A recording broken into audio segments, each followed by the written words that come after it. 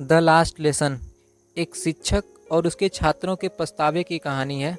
जब आप टाइम रहता है तो उस टाइम पढ़ाई नहीं करते हैं, और शिक्षक भी कई बार ऐसा होता है कि मन से उतना जब टाइम रहता है तो पढ़ाते नहीं हैं, लेकिन टाइम निकल जाने पर आपको बहुत पछतावा होता है। तो जय हिंद प्यारे बच्चों, आज हम लोग बात करेंगे कक्षा 12 की जो प्रोज है, उस प्रोज के पहले लेसन की समरी देखा जाएगा। लेसन ये पहला है, लेकिन नाम इसका दिया गया है द लास्ट लेसन। तो हम लोग आज सीखते हैं कि द लास्ट लेसन की समरी क्या है। हिंदी में इसकी समरी को समझेंगे। आप लोग इसकी समरी ज़रूर याद कर लें, आपको बहुत हेल्प होगी। ये जो चैप्टर है द लास्ट लेसन, ये लिखा गया है अल्फांसो दाऊदेत के द्वारा। अल्फांसो दाऊदेत, इनका जन्म 1840 में हुआ था और 1897 तक ये जीवित रहते हैं। अल्फांसो दाऊदेत जो थे एक फेमस नावलिस्ट थे। इन्होंने कई फेमस नावल लिखा, और उन्हीं फेमस नावल्स में से एक स्टोरी ली गई है आपकी जो बुक में दी गई है, the last lesson. The last lesson एक सच्ची घटना पर आधारित है। ये स्टोरी है कुछ 1870 और 1871 के बीच की, जब फ्रांस में फ्रांस और पर्सिया के बीच युद्ध चल रहा था। युद्ध के टाइम पे आप देखते हैं कोई भी देश एक जीतता है एक हारता है, तो हारने वाले देश के यहाँ बहुत सारी परेशानियाँ शुरू हो जाती हैं। वहाँ के लोगों का बहुत रहन सहन चेंज करना पड़ जाता है। अगर आपके देश पर किसी दूसरे का अधिकार हो जाए तो आपको बहुत सी समस्याएं झेलनी पड़ सकती हैं। वहाँ के स्कूलों में बहुत सारे नए नए रूल आ जाते हैं, वहाँ की जनता को नए नए रूल झेलने पड़ते हैं। यही सारी समस्या फ्रांस में भी होती है कि फ्रांस और पर्सिया के बीच में जब युद्ध हुआ 1870 और 1871 के बीच में, तो उस युद्ध का रिजल्ट ये हुआ कि पर्सिया जो है वो जीत जाता है और फ्रांस हार जाता है। जब फ्रांस हार जाता है तो फ्रांस के दो शहर थे जो पर्सिया से बिल्कुल सटे हुए थे, जर्मनी से सटे हुए थे। उनका नाम था एल्सास और लॉरेन।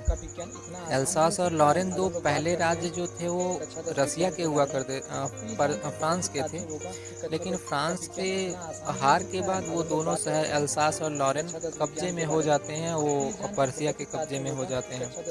और अब निर्णय ये लिया जाता है कि अल्सास और लॉरेन जो हैं जर्मनी के कब्जे में आ चुके हैं, पर्सिया के कब्जे में आ चुके हैं, तो अब यहाँ पर फ्रेंच भाषा नहीं पढ़ाई जाएगी, अब जर्मन भाषा पढ़ाई जाएगी।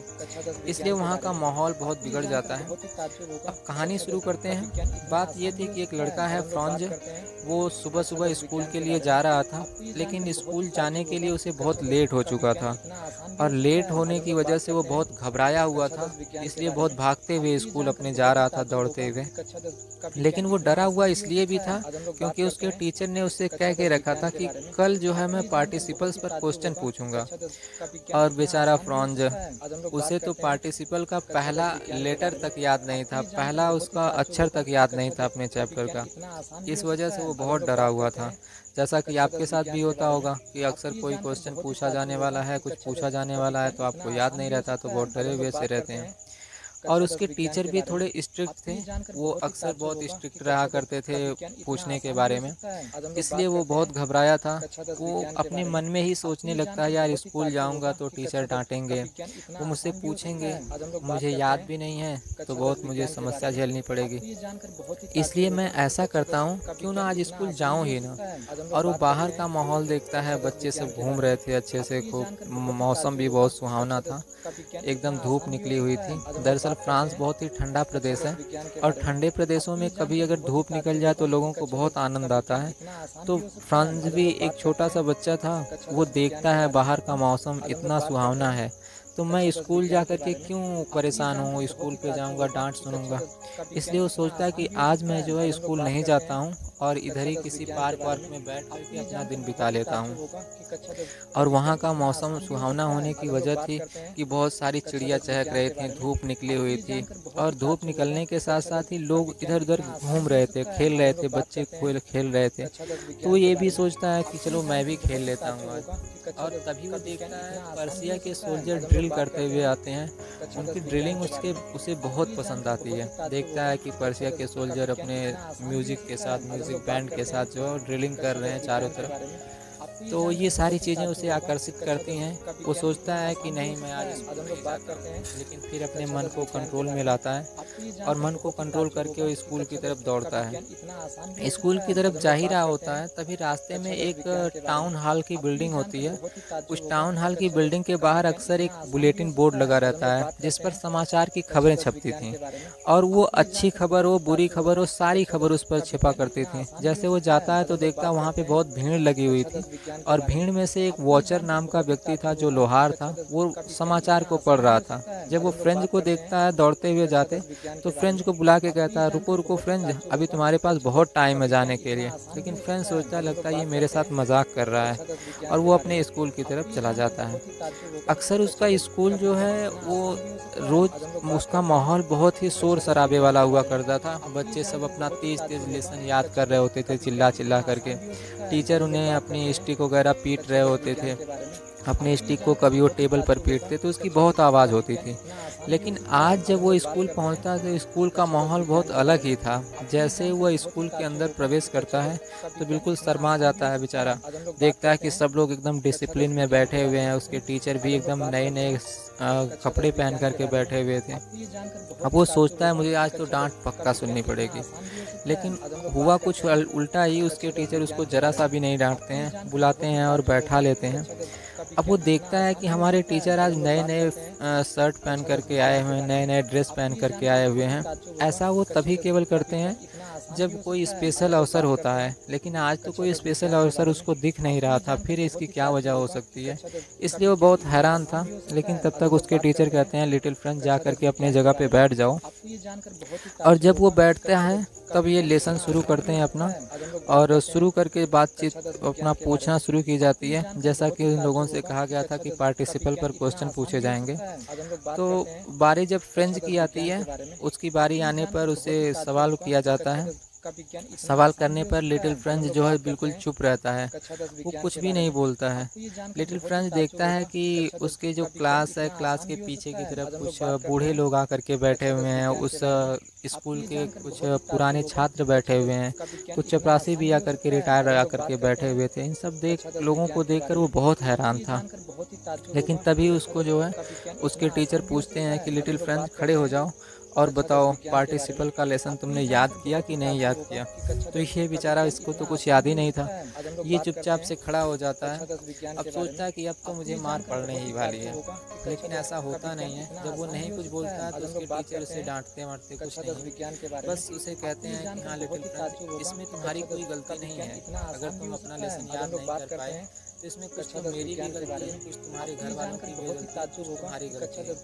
तुम्हारे घर वालों की गलती ये है कि जब तुम्हारा पढ़ने का टाइम था, जब तुम्हें अच्छे से पढ़ना चाहिए था ध्यान से, और तुम्हारे घर वालों को सपोर्ट करना चाहिए था पढ़ने में, तब उन्होंने क्या किया कि तुम्हें स्कूल नहीं भेजा, बल्कि स्कूल ना भेज करके तुम्हें इंडस्ट्रीज़ में भेज दिया, किसी के यहाँ काम करने पर भेज दिया, किसी जगहों पर लगा दिया ताकि तुम लोग कुछ कमा करके कुछ पैसे इकट्ठा कर सको।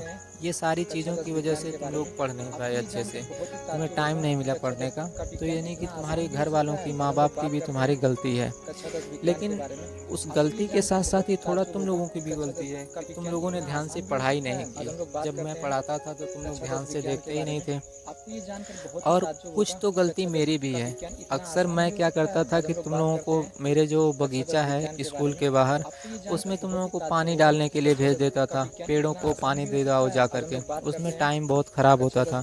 तो तुम लोगों को भी मैंने अच्छे से पढ़ाया नहीं। कभी कभी तो मैं तुम लोगों से पौधे भी लगवाया करता था कि जाओ पौधे लगवा डालो। तो इन सब चीज़ों में भी टाइम निकल जाता था। इस वजह से जो है तुम लोग अच्छे से पढ़ नहीं पाए। और कुछ वजह ये भी है कि मैं तुम लोगों को पढ़ाने के बजाय किसी दिन, जब दिन मेरा पढ़ाने का मन नहीं होता था, मछली पकड़ने चला जाता था। और मछली पकड़ने जाने की वजह से मैं रोज़ स्कूल नहीं आया। इस वजह से भी मेरी गलती है। तो ये बहुत पछतावा लोग कर रहे हैं कि ये लोग जो है टाइम रहते जब उनको पढ़ना चाहिए था तो पढ़ाई नहीं किया। अब एम हैमल को बहुत ही पछतावा हो रहा था। वो फ्रांज को बैठाते हैं और बैठाने के बाद अपने पछतावे की बातें बताना शुरू करते हैं कि जब हमारे पास टाइम था तो हमने पढ़ा नहीं ध्यान से, तुम लोगों ने ध्यान से पढ़ाई नहीं की, और मैंने तुम लोगों को बिल्कुल मन से ध्यान से पढ़ाया भी नहीं। और आज उसका असर ये हुआ है कि देखो अल्सास और लॉरेन पर जर्मनी का अधिकार हो चुका है, पर्सिया का अधिकार हो चुका है। और कल से हमारे इस देश में अब फ्रेंच भाषा नहीं पढ़ाई जाएगी, बल्कि जर्मन भाषा पढ़ाई जाएगी। और पढ़ाने के लिए नए टीचर आ जाएंगे। मुझे कल जाना पड़ेगा। इस बात से दुखी होकर के वो बताते हैं कि फ्रेंच भाषा जो है वो दुनिया की सबसे क्लियरेस्ट भाषा है और सबसे अच्छी भाषा है, स्पष्ट भाषा है। इसलिए तुम लोग इस भाषा को कभी मत भूलना। और अपने इन्हीं लास्ट शब्दों के साथ उन्होंने जो है सोचा कि अब हम लोग चलते हैं। वो बहुत ही दुखी दिखाई दे रहे थे, इधर उधर टहल रहे थे, कुछ बोलना चाह रहे थे लेकिन बोल नहीं पा रहे थे, उनकी आवाज़ नहीं निकल रही थी। इसलिए वो अपनी चॉक उठाते हैं और पीछे की तरफ घूमते हैं। पीछे की तरफ घूम करके ब्लैक बोर्ड पर वो लिखते हैं, जितना बड़ा हो सकता था उन्होंने लिखा, वाइव लॉ फ्रांस, जिसका फ्रेंच भाषा में मतलब हिंदी भाषा में उसका मतलब है कि फ्रांस जिंदाबाद रहे, फ्रांस आबाद रहे। और उन लोगों को आदेश देते हैं, कहते हैं कि आप लोग कभी भी अपनी इस फ्रेंच भाषा को भूलिएगा मत। किसी भी देश में उसकी भाषा जो होती है उसको पहचान दिलाती है। और अगर वहाँ की भाषा स्पष्ट रहेगी तो आप लोगों को दोबारा से हो सकता है कि फ्रेंच भाषा सीखने का अवसर मिले। जहाँ पे भी रहिएगा फ्रेंच भाषा को ज़रूर सीखिएगा। तो ये स्टोरी थी, समरी थी आपको एक तरीके से द लास्ट लेसन की। आप लोग इस समरी को याद करें। समरी आपको याद रहेगी तो कई क्वेश्चंस के आंसर आप दे पाएंगे, क्योंकि एग्ज़ाम में क्वेश्चन आंसर पूछे जाते हैं, शॉर्ट आंसर और लॉन्ग आंसर। तो आप समरी याद रहेगी तो उसको ट्रांसलेशन करके जो है अच्छे से आप लिख पाएंगे, क्वेश्चंस का आंसर दे पाएंगे। तो मिलेंगे हम लोग अगले वीडियो में फिर। तब तक के लिए आप लोग अपना ख्याल रखिए, ध्यान रखिए और समरी को अच्छे से याद कर लें, जिससे कि आप एग्ज़ाम्स में क्वेश्चंस और आंसर को लिखने के लिए आपको रटना ना पड़े। कहानी याद रहेगी, बस आपको ट्रांसलेशन करना रहेगा और उसका आंसर आ जाएगा।